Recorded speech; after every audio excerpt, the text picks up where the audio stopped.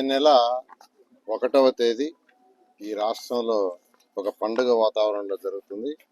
ఎందుకంటే గౌరవనీయ ముఖ్యమంత్రి గారు ఏదైతే పెన్షన్స్ 3,000 నుంచి 4,000 చేయటం కానీ, వికలాంగులకు 6,000 చేయటం కానీ, కిడ్నీ లాంటి క్రానిక్ పేషెంట్స్ ఎవరైతే ఉన్నారో వాళ్ళకి 10,000 ఇవ్వటం కానీ, లేదా బెడ్ మీద ఒక అటెండర్ సపోర్ట్తో ఉండే వాళ్ళకి 15,000 ఇవ్వటం కానీ, ఇవన్నీ ఎలక్షన్స్కి అయిపోతానే వెంటనే ఇంప్లిమెంట్ చేశారు. రాష్ట్ర ఖజానా ఖాళీ, 10 లక్షల కోట్ల అప్పు.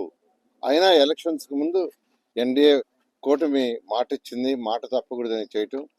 దానికి ప్రతి నెల 1వ తేదీ తెల్లవారు 6 నుంచే ఈ పెన్షన్స్ డిస్ట్రిబ్యూషన్ జరుగుతుంది. అయితే ఏదైనా 1వ తేదీ కానీ ఏదైనా వేరే కారణాల వల్ల హాలిడే కానీ ఏదైనా వస్తే ముందు రోజు ఇవన్నీ ఆదేశించారు. రేపు జనవరి 1 కాబట్టి అధికారులకు కానీ వాళ్ళకి కానీ ఎవరికి ఇబ్బంది కాకూడదని 31వ రోజు ముందు రోజు ఈ రోజు ఏమని ఆదేశించారు. దాని మీద ఈరోజు యాక్చువల్గా నెల్లూరులో ఈ యొక్క భగత్ సింగ్ కాలనీలో ఈరోజు ఈ పెన్షన్స్ డిస్ట్రిబ్యూషన్ చేయడం జరిగింది. వారి ఆనందానికి అద్దులు లేవు. పెన్షన్స్ డిస్ట్రిబ్యూట్ చేస్తుంటే వాళ్ళు ఇంత తెల్లవారు మీరు వస్తారని మేము ఊహించలేదండి అని వాళ్ళ ఆనందానికి అద్దులు లేవు.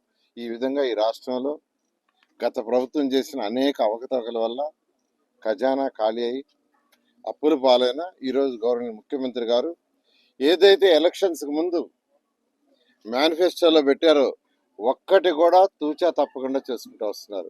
ఒక్కటి కూడా తూచా తప్పకుండా.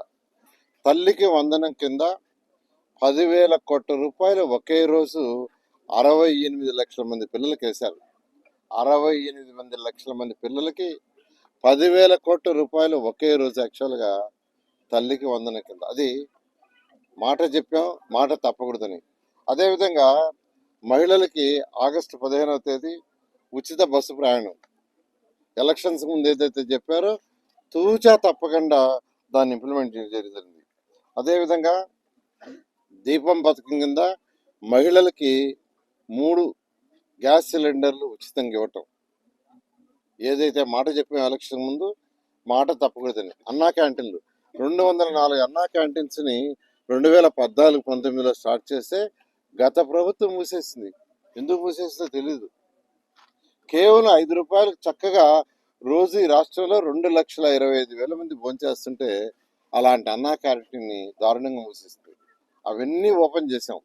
అంతేకాకుండా మరొక 75 అన్నా క్యాంటీన్స్ కూడా శాంక్షన్ చేశారు. అవి కూడా ఆల్మోస్ట్ ఫైనల్ స్టేజ్లో ఉంది. జనవరి ఎండింగ్ లోపల అవి కంప్లీట్ చేసి వాటిని కూడా ఇనాగరేషన్ చేయడం జరుగుతుంది.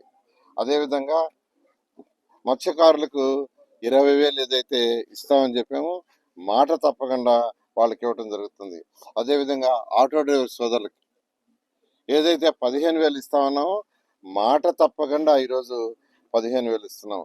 అదేవిధంగా ఇమాములకు నెలకు 10,000, మౌజంలకు 5,000, అదేవిధంగా పాస్టర్లకు 5,000, జూనియర్ లాయర్లకు 10,000. మెగా డిఎస్సి కండక్ట్ చేసి 16,000 మందికి యాక్చువల్గా టీచర్ పోస్టులు చేయడం జరిగింది. అదేవిధంగా హోంగార్డులకి 5,735. ఇవన్నీ కూడా ఖజానా లేదు, ఖజానా ఖాళీ. గత ప్రభుత్వం ఖాళీ చేసిపోయింది. 10 లక్షల కోట్లు అప్పు చేసింది. అయినా ముఖ్యమంత్రి గారికి ఉన్న అపార అనుభూతితో ఈ రాష్ట్రాన్ని ముందుకు తీసుకుపోతున్నారు. అన్నిటికంటే ముఖ్యమైనది యువతకు ఉద్యోగాలు రావాలి. దాంట్లో మన పిల్లల భవిష్యత్తు ఉండదు. గత ప్రభుత్వం ఆ ఉద్యోగాల విషయంలో పూర్తిగా నిర్వీర్యం చేసి ఈ రాష్ట్రంలో పరిశ్రమలు రాకుండా చేసింది. పరిశ్రమలు రాకుండా చేయటమే కాదు, ఉన్న పరిశ్రమలు వెళ్ళిపోయినాయి. అనేక పరిశ్రమలు ఈ రాష్ట్రం నుంచి బయటకు వెళ్ళిపోయినాయి.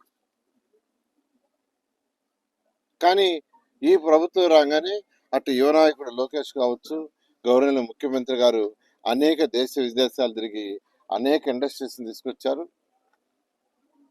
మొన్న విశాఖపట్నంలో సమ్మిట్ పెడితే దాదాపు 13.5 లక్షల కోట్లకి అగ్రిమెంట్లు అయినాయి, ఎంఓయూలు అయినాయి.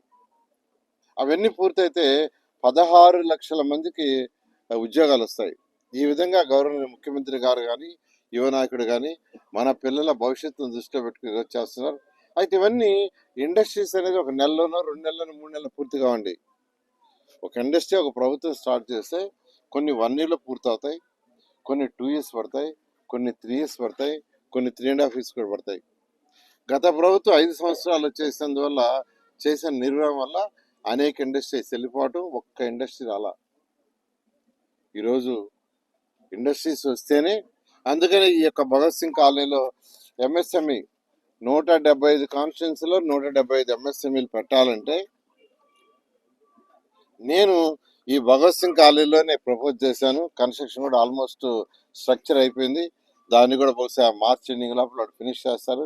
అది పూర్తయితే కొంతమందికి ఉద్యోగాలు ఈ యొక్క 54, 53 డివిజన్లో ఉండే వాళ్ళకి రావడానికి ఆస్కారం ఉంటుంది. ఈ విధంగా ఈరోజు గౌరవనీయ ముఖ్యమంత్రి గారు ఎంఎస్ఎంఈలు 175 కాన్స్టిట్యున్సీ చేశారు.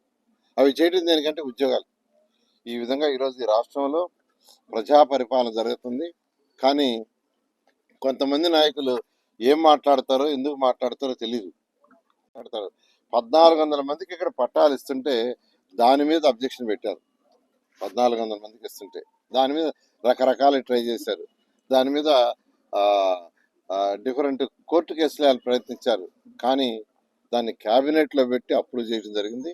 అదేవిధంగా నెల్లూరులో ఖచ్చితంగా ఈ 5 సంవత్సరాల్లో 5000 మంది కనీసం పట్టాలు ఇవ్వటం జరుగుతుందని తెలియజేస్తూ, నెల్లూరు సిటీ ప్రజలందరికీ ఒకటే చెప్పేది, ఖజానా లేకపోయినా అనేక ఇబ్బందులు ఉన్నా 1 by 1 చేసుకుంటూ వస్తున్నాం. ఎలక్షన్స్ ముందు ఏదైతే చెప్పామో 100కి 100 పాళ్ళు అండర్ గ్రౌండ్ డ్రైనేజ్ కానీ, డ్రింకింగ్ వాటర్ కానీ, అదేవిధంగా పార్కులు కానీ అన్నీ కూడా పూర్తి చేస్తామని తెలియజేస్తాం. Thank you. ఇండస్ట్రీస్ రాందే యువతకు ఉద్యోగాలు రావండి. ముఖ్యమంత్రి గారు యువతకు ఉద్యోగాలు రావాలంటే ఇండస్ట్రీస్ ఎవరైతే ఉండారో ఇండస్ట్రీస్ పెట్టాలని వాళ్ళందరినీ ఇన్వైట్ చేస్తున్నాము. వాళ్ళకు కూడా అనేక ఇబ్బందులు ఉంటాయి. ఖచ్చితంగా వచ్చిన సమస్యలు ఏదన్నా ఉంటే అవన్నీ కూడా తీరుస్తూ ముందుకు పోవడం జరుగుతుంది. Local to global news at your finger tips. మీ చేతిలో ఒక ఆయుధం. Download Raw TV app. Media legend Ravi Prakash is back.